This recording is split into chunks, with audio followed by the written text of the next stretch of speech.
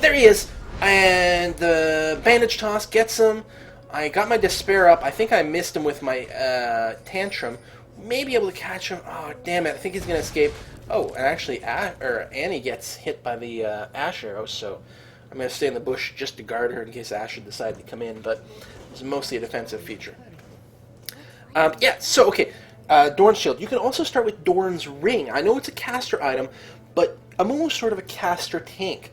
The Dorn's Ring does give him a little extra hit points, that's good. Gives him mana regen, which really helps, because you can see in this lane, the reason I had to leave sort of was due to mana issues. So getting a little mana regen can help. I do have some ruins. I think I have, with this build, I may have had his yellow ruins be magic regen, I'm not sure.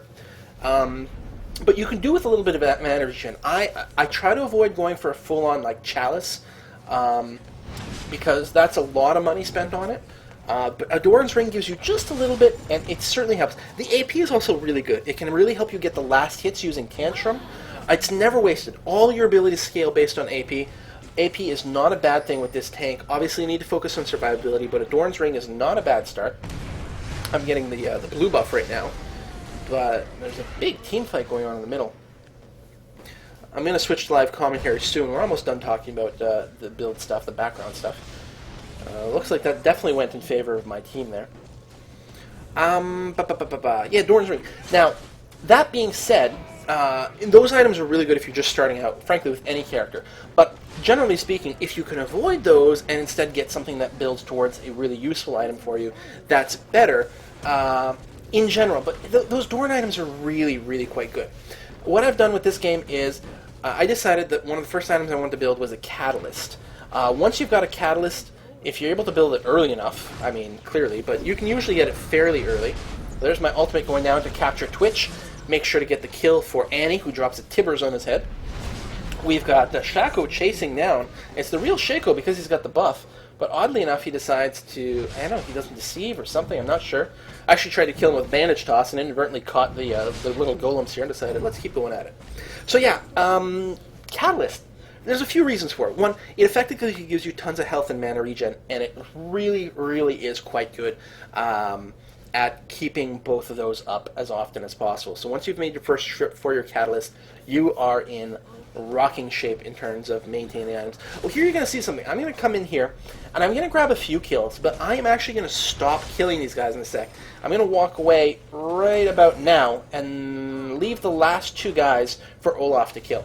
Because, and actually I think he only gets one of them, which is a damn shame. Maybe I should have just stayed and killed them all. But as a tank, you need items to be survivable, but as a team, you're way, way better off if your carry-type characters get fed with gold so they can build their big DPS items. And so always try to think of that sort of teamworky stuff. Don't deny yourself because you don't want to be weak and feed, but keep in mind that, generally speaking, it's your carries that need more items than you do. So yes, I built a Catalyst. You can start with either the Ruby Crystal or the Sapphire Crystal early on. The Ruby Crystal makes you a lot tougher, a lot tankier. Ooh! But you do risk not having enough mana to stay in the lane. And oh shit! Shaco is able to finish the job there. That was terrible. You do risk having to go back a little sooner due to lack of mana. Is he going to get me? I don't think so. I'm going to make an escape here. But it does make you super, super survivable and very hard to gank early on. On the other hand, if you start with the Sapphire Crystal, A, you go in with a lot more mana, and B, you can actually go in with a couple of potions. You can go a couple of health potions or a health and mana potion. Health mana is probably your best, most rounded choice. I went with the Ruby Crystal this particular game, but I think in general going with the Sapphire is probably the better choice. And then, yeah, I build it into a Catalyst. The nice thing about the Catalyst is you've got a few decent options for upgrading. Generally speaking, I'm going to upgrade it into a Banshee's Veil. It will depend on the team. If the other team has nothing I really need a Banshee's Veil for, I may not start with a Catalyst. I may start with the Dorn's Shield at that point and then go straight into building something like probably a Sunfire Cape, because if I don't want a Catalyst, it's probably because they don't have much in the way of magic damage, so I'm going to want protection against physical instead. Here they're wow, what's his name? Master Yi was trying to get away, but we're able to catch him mostly because Tristana's quick way to jump in and also slowed. And we turned that into a huge kill on our team. We're just running away with the game right now. Alright, so after the Catalyst and potentially a Banshee's Veil, you can also do Rod of Ages. Does give you hit points, and does make you do a lot more damage. Rod of Ages would be a decent choice if your team is running away with the game, and you don't need hardcore tanking items, but instead want more nuking ability. Also, if you have another tank on your team, going the Rod of Ages sort of the AP build will be very, very viable, because you're not going to need quite as much toughness. Trying to chase down Shaco here, he's going to be able to escape, and we're just going to let his clone die off. Second item, Boots. Always good. The regular choices are there. Merc Treads if there's a lot of CC.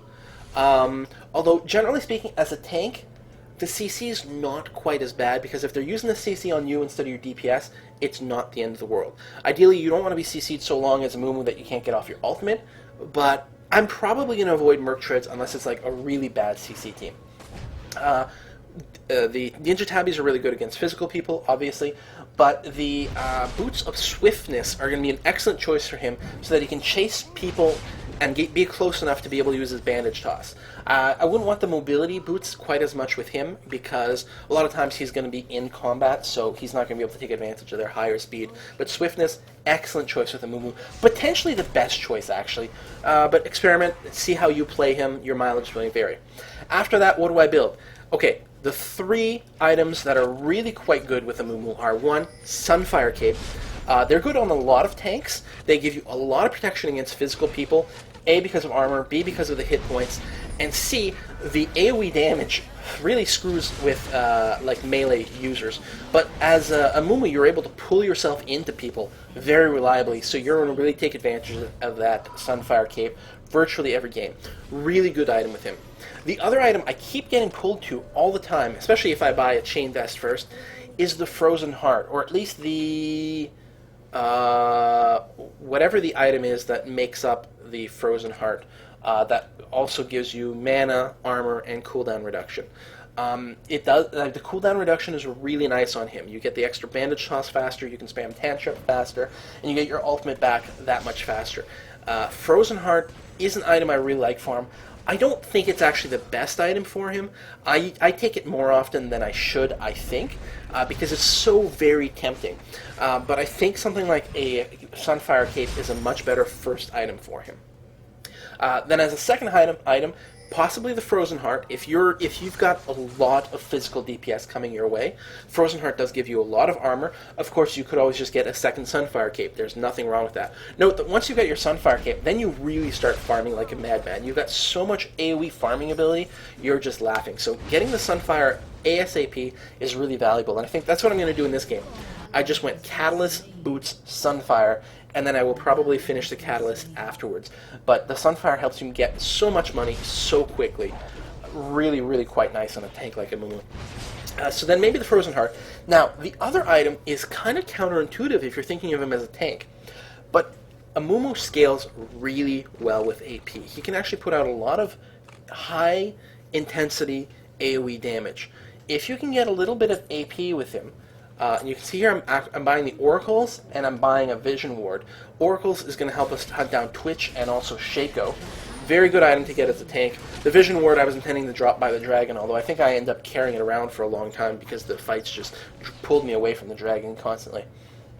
Yeah, so the unexpected item on Amumu, because he scales so well with AP, is to go with an Abyssal Scepter, which gives you AP and gives you... not magic penetration exactly, but lets you ignore 40% of their MR. It means that your magic damage is going to be amplified tremendously. You're going to be quite a bit more frightening. It is absolutely a no-brainer if you've got a team that's a little bit tough, if you're not getting focused fired all the time. I mean, if you're a tank and they're focus firing you, that's what you want, just keep getting survivability items. But, yeah, you can do so much damage with an Abyssal Scepter. Also, the Rod of Ages, like I was saying before, perfectly valid. But for a pure tank build, you're going to go Sunfire, and then maybe a second Sunfire followed by a Frozen Heart. Ain't nothing wrong with that at all. But the Abyssal Scepter, really, really good. Assuming you're not dying super fast, do it. Oh, I think we're going to get Shaco here. Oh, so close. So